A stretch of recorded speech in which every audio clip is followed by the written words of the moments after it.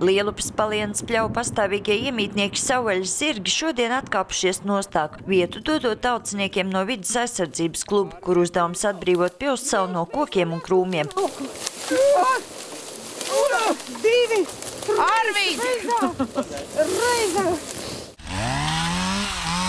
Lielākie stumbri tiek sazāģēti un pārvērtīsies maukā, bet sīkākie zari sadedzināti. Kluba biedri šeit saredz lielisku iespēju turismam, tikai mazliet cilvēkiem pašiem roka jāpieliek. Te varētu būt vaileri, kādiem putniem, te varētu staigāt, nezinu, kamieļi un veidot tādu kā, ne zooparku, bet tādu kā brīvdabas tādu.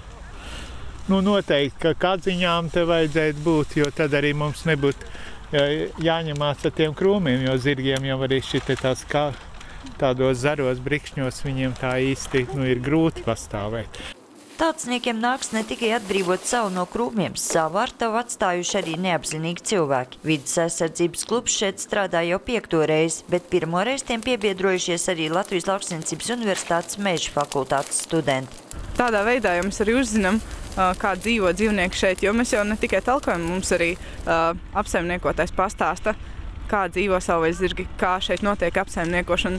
Un tāda appusēja apmaiņa ir, mēs viņam palīdzam, un viņš mums dod zināšanas, un tā jau ir, man liekas, kopīgo talku būtība. Savvaļas zirgi Lielupes Palienas pļavās, kas ir dabas liegums, savu uzdevumu nograust zāli, pildīja jau kopš 2007. gada augusta. Veidojas mozaīka veida ainava, vietas, kuras viņiem nepatīk graust, viņi negrauž, zāli, kur viņiem negaršo, viņi negrauž. Par to viņi parasti atcerās ziemā. Uzraugs stāsta, ka ziemai esot sagatavojušies, piebarošanai savāktas sienas un visticamāk cilvēku palīdzība nebūšot vajadzīga. Vislabāk 42 pilssalas iemītniekiem patiktu, ja sniega nebūtu daudz un nestingzinātu arī pārlieku liels augstums. Sandra Letāna, Andris Pāns, TV Spektrs.